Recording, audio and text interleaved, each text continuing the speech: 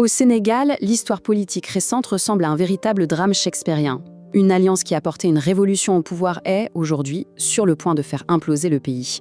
C'est l'histoire de deux hommes, hier encore alliés inséparables, et qui tiennent maintenant l'avenir de toute une nation entre leurs mains. On se souvient tous de ce slogan, non ? Il y a à peine 2 ans, il était partout. Et ce n'était pas juste une formule, c'était bien plus que ça. La promesse d'une fusion, d'une unité idéologique totale. Voter pour l'un, c'était voter pour l'autre, sans aucune différence. Avance rapide, mars 2026. Et voilà ce qu'on lit à la une des journaux. Le slogan s'est inversé. Le pacte est brisé, l'unité a volé en éclats pour laisser place à une rivalité féroce. Alors la question qu'on se pose tous, elle est simple. Comment est-ce possible ? Comment une alliance qui paraissait littéralement indestructible a-t-elle pu se fissurer aussi vite et aussi profondément ? C'est ce qu'on va décortiquer ensemble. Ok, pour bien comprendre la chute, il faut d'abord revenir sur leur ascension. Parce que leur histoire, elle n'a rien de classique. Ce partenariat, il n'est pas né dans les bureaux feutrés du pouvoir, non, il s'est forgé dans l'épreuve. Alors on a 2 personnages, et sur le papier, c'est le jour et la nuit. D'un côté, Ousmane Sonko, le tribune, la figure charismatique, le visage de la révolution qui électrise les foules. De l'autre, Bassirou Diomaye Faye, l'homme de l'ombre, le cerveau, le technocrate hyper discret. Mais ce qui les unit est plus fort que leurs différences. C'est des années de militantisme côte à côte et même un passage par la case prison. Et ça crée des liens incroyablement solides. Et cette confiance va être mise à l'épreuve de la plus spectaculaire des manières. En 2024, Sonko est empêché par la justice de se présenter à la présidentielle. Qu'est-ce qu'il fait ? Il ne choisit pas un autre leader du parti, non. Il désigne son plus fidèle lieutenant, son bras droit, Faye. C'est un coup de poker politique, un geste de confiance quasiment inédit. Et le résultat ? Regardez ce chiffre, 54%. Bim, victoire dès le premier tour. Le pari est plus que gagné. Le slogan « Diomaye c'est Sonko » a fonctionné du tonnerre. Le peuple a validé le pacte. Dans la foulée, Faye devient président et, le jour même, nomme Sonko Premier ministre. Le tandem est au pouvoir. La révolution semble en marche. Mais, parce qu'il y a souvent un « mais » en politique, l'exercice du pouvoir, c'est une autre histoire. Et cette belle façade d'unité va très vite commencer à se fissurer. D'abord en coulisses, et puis de façon assez spectaculaire, sur la place publique. Et attention, ça s'accélère très très vite. Novembre 2025, premier clash public. À peine un mois plus tard, Sonko lâche le mot « divergence ». Et là, en mars 2026, c'est l'explosion. Ultimatum, contre-attaque. En l'espace de quelques mois, la relation se détériore à une vitesse folle. L'étincelle qui a mis le feu aux poudres, c'est cette affaire Aïda Mbodj. En clair, le président Faye remplace une figure très proche de Sonko par une ancienne première ministre de l'ex-président Macky Sall. Pour les partisans de Sonko, c'est une véritable provocation, la trahison de la promesse de rupture. Mars 2026, c'est vraiment le tournant. On change de dimension. Le conflit n'est plus caché, il devient une confrontation ouverte, et peut-être même irréversible. Les 2 hommes décident de tout déballer en public. Le 1er mars, Ousmane Sonko pose une bombe. En direct, il lance un ultimatum à son propre président.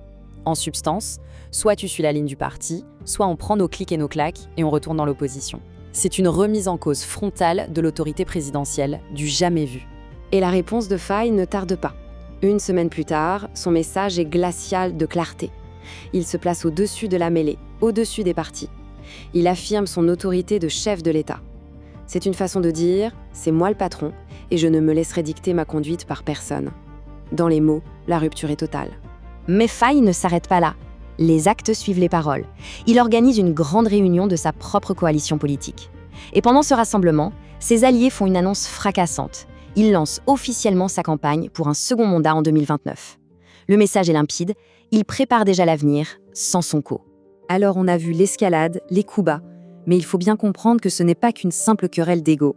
Si le conflit est si profond, c'est qu'il touche à l'essentiel, 2 visions radicalement différentes pour l'avenir du Sénégal. Au fond, le cœur du problème est là. D'un côté, Sonko, c'est la révolution, la rupture radicale, une ligne très dure, souverainiste, qui plaît énormément à la jeunesse. De l'autre, Faye, c'est le pragmatisme d'État. Il est aux commandes, il doit rassurer les partenaires, maintenir la stabilité. Lui, il est dans la réforme. Et ces 2 visions, qui étaient complémentaires dans l'opposition, s'avèrent totalement irréconciliables une fois au pouvoir.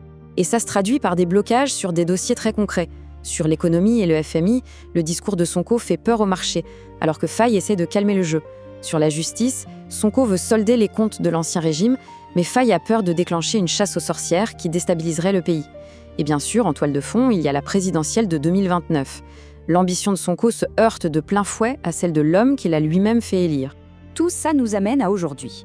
Cette lutte au sommet de l'État plonge le Sénégal, longtemps vu comme un îlot de stabilité, dans une période d'incertitude maximale. La question, c'est « et maintenant, que va-t-il se passer ?»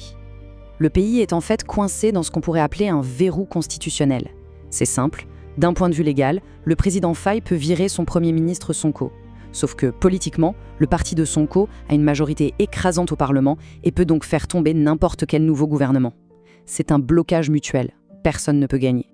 Du coup, face à cette impasse, il y a en gros 4 chemins possibles. Soit une cohabitation tendue, où ils se supportent jusqu'aux prochaines élections, soit la rupture totale, et là c'est la crise institutionnelle assurée, soit une réconciliation de façade, forcée par des médiateurs, ou alors une scission définitive qui redessine complètement la politique sénégalaise. Clairement, aucun de ces scénarios n'est sans risque. Et il faut bien insister là-dessus. Ce n'est pas juste un drame politique entre deux hommes. Cette instabilité, elle a des conséquences très concrètes. Elle menace des négociations économiques vitales pour le pays et elle abîme l'image du Sénégal, qui était un modèle de démocratie. Au final, c'est le quotidien des Sénégalais qui est en jeu. Cette citation d'un journal de la région le résume parfaitement. Au-delà de leurs ambitions personnelles, les deux hommes ont une responsabilité partagée. Ils ont été élus sur une promesse commune et le peuple leur a fait confiance massivement pour ça. En résumé, ce à quoi on assiste, c'est un cas d'école, le faiseur de roi qui se retrouve en conflit avec sa propre créature. Mais la grande différence ici, au Sénégal, c'est que ce n'est pas qu'une simple lutte de pouvoir. C'est un vrai choc idéologique, une bataille entre deux visions incompatibles pour l'avenir du pays. Et tout ça nous laisse avec une dernière question, assez vertigineuse.